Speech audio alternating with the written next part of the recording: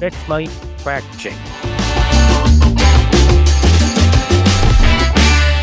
दोस्तों 2016 की नोटबंदी को भारत शायद कभी भूल नहीं पाएगा। उस घटना के बाद से भारतीय समाज में एक चीज स्थायी रूप से बदल गई है और वह है करेंसी नोटों को लेकर पैदा होने वाली आशंका। जैसे ही सोशल मीडिया पर किसी नोट के बंद होने की खबर चलती है, लोग तुरंत सतर्क हो जाते हैं। पिछले कुछ महीनों में एक बार फिर ऐसा ही हुआ, जब सोशल मीडिया, यूट्यूब और व्हाट्सएप पर यह दावा तेजी से वायरल हुआ कि 500 रुपए के नोट बंद किए जाएंगे या फिर एटीएम से मिलने बंद हो जाएंगे। कई पोस्ट में यह भी कहा गया है कि रिजर्व बैंक ऑफ इंडिया यानी आरबीआई ने बैंकों को निर्देश दिए हैं कि धीरे धीरे 500 रुपए के नोटों की सप्लाई कम कर दी जाए। इन दावों ने लोगों के बीच भ्रम और चिंता पैदा कर दी, लेकिन अब पीआईबी फैक्ट चेक ने इन दावों को पूरी तरह फर्जी बताया है। आरबीआई ने 500 रुपए के नोट बंद करने को लेकर कोई घोषणा नहीं की है। पीआईबी ने स्पष्ट किया है कि 500 रुपए के नोट पूरी तरह वैध हैं और लीगल टेंडर बने हुए हैं। असल में यह अफवाह एक यूट्यूब वीडियो से शुरू हुई थी, जिसमें दावा किया गया था कि मार्च 2026 तक 500 रुपए के नोट का प्रचलन खत्म कर दिया जाएगा। वीडियो में कई ऐसे ग्राफिक्स और तथ्यों का इस्तेमाल किया गया जिससे आम दर्शकों को यह खबर असली लगने लगी। दिलचस्प बात यह है कि 500 रुपए के नोट को लेकर यह पहली अफवाह नहीं है। पिछले कई वर्षों में समय समय पर ऐसी खबरें वायरल होती रही हैं। कभी कहा गया कि एटीएम से 500 रुपए के नोट मिलने बंद हो जाएंगे, कभी दावा किया गया कि सरकार नई करेंसी लाने वाली है और कभी यह भी कहा गया कि नकली नोटों की संख्या बढ़ने के कारण 500 रुपए का नोट हटाया जाएगा। अगस्त 2025 में भी एक व्हाट्सएप मैसेज वायरल हुआ था, जिसमें कहा गया था कि आरबीआई ने बैंकों को निर्देश दिया है कि सितंबर के बाद एटीएम से 500 रुपए के नोट नहीं दिए जाएंगे। जनवरी 2026 में फिर एक नई अफवाह सामने आई। इस बार सोशल मीडिया पोस्ट में दावा किया गया कि मार्च 2026 तक 90% एटीएम से 500 रुपए के नोट गायब हो जाएंगे। कुछ पोस्ट में यह भी कहा गया कि सरकार धीरे धीरे 500 रुपए के नोटों को हटाकर केवल डिजिटल पेमेंट को बढ़ावा देना चाहती है। लेकिन सच यह है कि आरबीआई ने ऐसी कोई योजना घोषित नहीं की है। दरअसल 500 रुपए का नोट आज भारतीय अर्थव्यवस्था का सबसे महत्वपूर्ण नोट बन चुका है। 2016 की नोटबंदी के बाद पुराने 500 और 1000 रुपए के नोट बंद कर दिए गए थे। इसके बाद नए डिजाइन का 500 रुपए का नोट जारी किया गया। धीरे धीरे यही नोट बाजार में सबसे ज्यादा इस्तेमाल होने वाली करेंसी बना। आज खुदरा व्यापार, एटीएम निकासी, बड़े कैश ट्रांजैक्शन और रोजमर्रा की खरीदारी में 500 रुपए का नोट सबसे ज्यादा दिखाई देता है। यही कारण है कि इस नोट को लेकर कोई भी अफवाह तेजी से फैल जाती है। आरबीआई की वार्षिक रिपोर्ट्स के अनुसार देश में प्रचलन में मौजूद करेंसी का सबसे बड़ा हिस्सा 500 रुपए का नोट है। विशेषज्ञों का मानना है कि अगर सरकार अचानक इस नोट को बंद कर दे तो अर्थव्यवस्था पर बड़ा असर पड़ सकता है। इसलिए ऐसे किसी फैसले की स्थिति में आधिकारिक घोषणा, बैंकिंग तैयारी और लंबी प्रक्रिया जरूरी होगी। यही कारण है कि विशेषज्ञ बार बार कहते हैं कि सोशल मीडिया पोस्ट पर भरोसा करने के बजाय आरबीआई और सरकार की आधिकारिक वेबसाइट्स पर भरोसा करना चाहिए। हालांकि इन अफवाहों के पीछे एक बड़ी वजह नकली नोटों का डर भी है। पिछले कुछ वर्षों में 500 रुपए के नकली नोटों को लेकर कई घटनाएं सामने आई है। सोशल मीडिया प्लेटफॉर्म्स, रेडिट और अन्य फॉर्म्स पर लोगों ने नकली 500 रुपए के नोटों की तस्वीरें साझा की और पूछा कि असली और नकली में फर्क कैसे करें।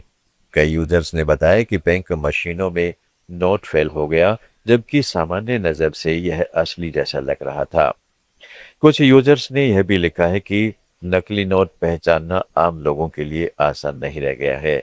किसी ने कहा है कि गांधी जी की तस्वीर धुंधली दिखती है, किसी ने सिक्योरिटी ट्रिप्स में फर्क बताया, तो किसी ने कागज की गुणवत्ता को अलग बताया। आरबीआई समय समय पर लोगों को असली नोट पहचानने के तरीके बताता रहता है। 500 रुपए के नोट में कई सिक्योरिटी फीचर्स होते हैं, जैसे महात्मा गांधी की वाटरमार्क इमेज, सिक्योरिटी थ्रेड, रंग बदलने वाली स्याही, उभरती हुई प्रिंटिंग और दृष्टिबाधित लोगों के लिए विशेष निशान। विशेषज्ञ कहते हैं कि यदि किसी नोट को लेकर संदेह हो तो उसे बैंक में जांच के लिए ले जाना चाहिए। सोशल मीडिया के आधार पर डरने की जरूरत नहीं है। सोशल मीडिया पर फैलने वाली ऐसी अफवाहें केवल भ्रम पैदा नहीं करती, बल्कि आर्थिक व्यवहार को भी प्रभावित करती हैं। विशेषज्ञों का मानना है कि फेक न्यूज़ का सबसे बड़ा हथियार आधा सच होता है। कई वायरल पोस्ट में पुराने सरकारी आदेश, एटीएम कैश मैनेजमेंट या नकली नोटों के आंकड़ों को जोड़कर ऐसा माहौल बनाया जाता है कि लोगों को खबर असली लगने लगती है। फेक न्यूज विशेषज्ञों के अनुसार सोशल मीडिया एल्गोरिथम भी ऐसे अफवाहों को तेजी से फैलाने में बड़ी भूमिका निभाते हैं। सनसनीखेज वीडियो और डर पैदा करने वाली खबरें ज्यादा शेयर होती हैं। यही वजह है कि 500 रुपए का नोट बंद जैसी खबरें लाखों लोगों तक पहुंच जाती हैं। एक रिसर्च पेपर में भी कहा गया है कि फेक न्यूज़ तेजी से फैलती है क्योंकि लोग उसे बिना सत्यापन के शेयर कर देते हैं। सरकार लगातार लोगों से अपील कर रही है कि किसी भी वित्तीय फैसले को लेकर केवल आरबीआई, वित्त मंत्रालय और बीआईबी फैक्ट चेक जैसे आधिकारिक स्रोतों पर ही भरोसा करें। यदि भविष्य में कभी किसी बड़े नोट को लेकर कोई फैसला लिया भी जाएगा, तो उसकी जानकारी आधिकारिक प्रेस रिलीज, मीडिया ब्रीफिंग और बैंकिंग सिस्टम के माध्यम से दी जाएगी। केवल व्हाट्सएप फॉरवर्ड या यूट्यूब वीडियो के आधार पर किसी निष्कर्ष पर पहुंचना खतरनाक हो सकता है। इस पूरे मामले में सबसे बड़ा सबक यही निकलता है कि सूचना के इस दौर में जागरूकता सबसे जरूरी है। कोई भी वायरल मैसेज देखने के बाद तुरंत घबराने या उसे आगे भेजने के बजाय उसकी पुष्टि करनी चाहिए, क्योंकि कई बार एक फर्जी खबर करोड़ों लोगों के बीच भ्रम पैदा कर सकती है। पीआईबी फैक्ट चेक ने एक बार फिर स्पष्ट कर दिया है कि 500 रुपए का नोट बंद नहीं हो रहा है।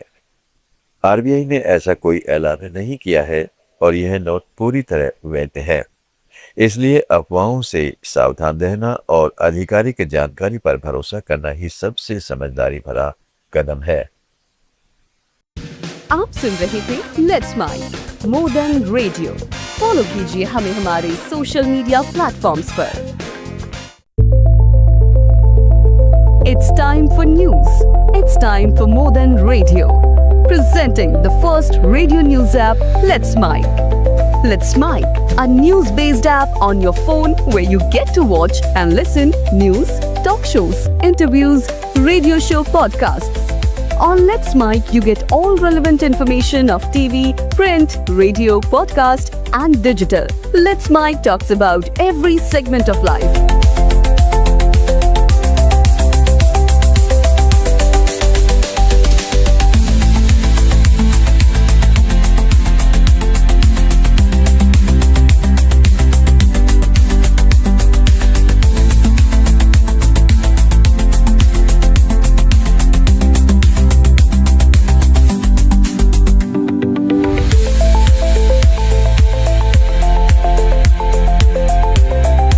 Download the app now from Play Store. Available both on Android and iOS mobile phones.